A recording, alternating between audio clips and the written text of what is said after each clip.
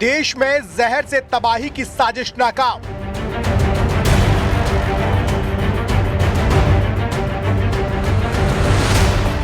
गिरफ्त में आए एमबीबीएस आतंकी ने उगला राज।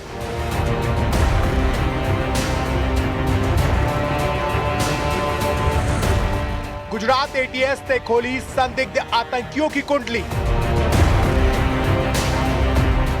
गुजरात एटीएस की गिरफ्त में आए इन 3 संदिग्ध आतंकियों में से एक डॉक्टर सैयद अहमद मोहिउद्दीन के पास से वो केमिकल बरामद हुआ जिससे देश में बहुत बड़ी तबाही मच सकती थी। ये एक ऐसा केमिकल वेपन है जो हजारों लोगों को जहर से मौत की नींद सुला सकता था, लेकिन ये संदिग्ध आतंकी देश में ऐसी तबाही मचाते उससे पहले ही गुजरात एटीएस की टीम ने इन्हें गिरफ्तार कर लिया।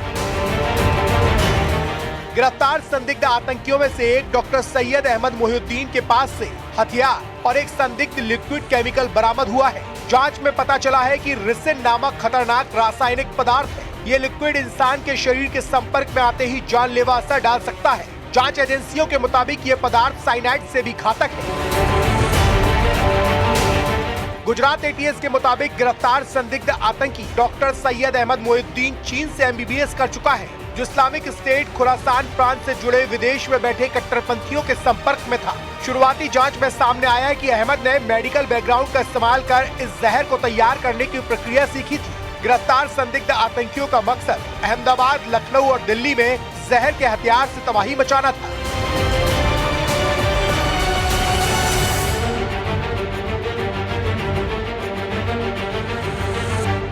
सैयद जो है वो बेसिकली लगभग 35-36 साल की उम्र का एक व्यक्ति है जिसने चाइना से एमबीबीएस किया है। ये काफ़ी पढ़ा लिखा है, काफ़ी रेडिकल मेंटलिटी है इसकी। ये भारत में मोटे प्रमाण में मतलब बड़ी लोगों को नुकसान पहुंचा पाए इस तरह की आतंकवादी घटना को अंजाम देना चाहता था। इसके लिए बहुत सारे फॉरेनर्स के कांटेक्ट में था। अभी जिस व्यक्ति के साथ इसका सबसे ज़्यादा लाइव कम्युनिकेशन था वो एक अब्बू खदीजा नाम से एक टेलीग्राम आईडी थी जिसके साथ एक कांटेक्ट में था, जिसे अपना आमिर मानता था। अब्बू खदीजा जो है वो आईएसकेपी का हो सकता है, ऐसा इसका मानना है।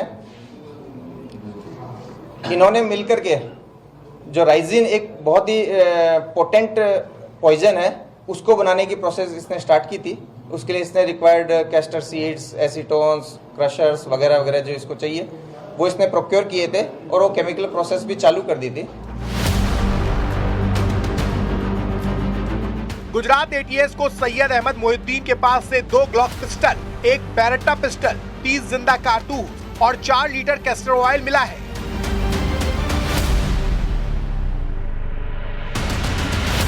एटीएस की पूछताछ में आरोपी अहमद मोहिउद्दीन ने बताया कि ये हथियार राजस्थान के हनुमानगढ़ से मंगवाए गए थे। वो इन्हें गुजरात में सप्लाई करने वाला था और डिलीवरी पूरी करने के बाद हैदराबाद लौटने वाला था।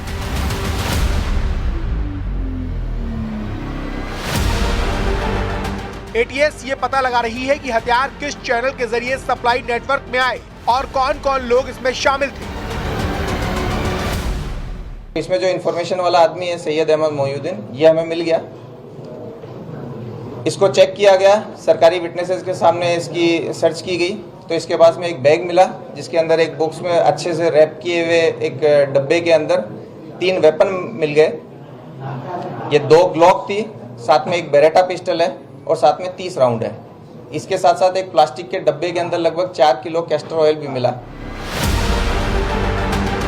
गुजरात एटीएस ने दावा किया कि तीनों संदिग्धों की 1 साल से ज्यादा समय से निगरानी की जा रही थी।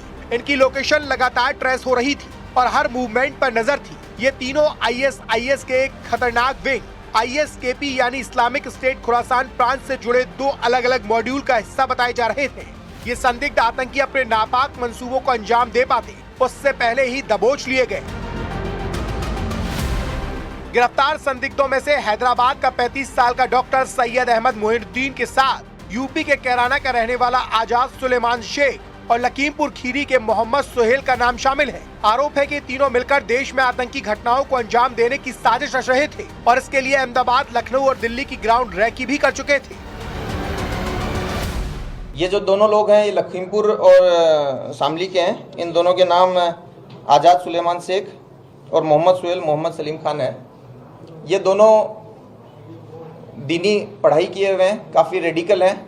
ये भी बहुत सारी फॉरेन एंटिटीज़ के कांटेक्ट में हैं। इन दोनों ने मिलकर लखनऊ, दिल्ली, अहमदाबाद में कई सेंसिटिव प्लेसेज और भीड़भाड़ वाले जगहों की रेकी की है। साथ ही इन लोगों का जो मूवमेंट है वो कश्मीर में भी दिखाया है इन टेक्निकली। इस पूरे केस में राष्ट्रीय सुरक्षा एजेंसियां भी शामिल हैं। गुजरात एटीएस का दावा है कि ये मॉड्यूल किसी बड़े आतंकी हमले की योजना बना रहा था, जिसे समय रहते फेल कर दिया गया।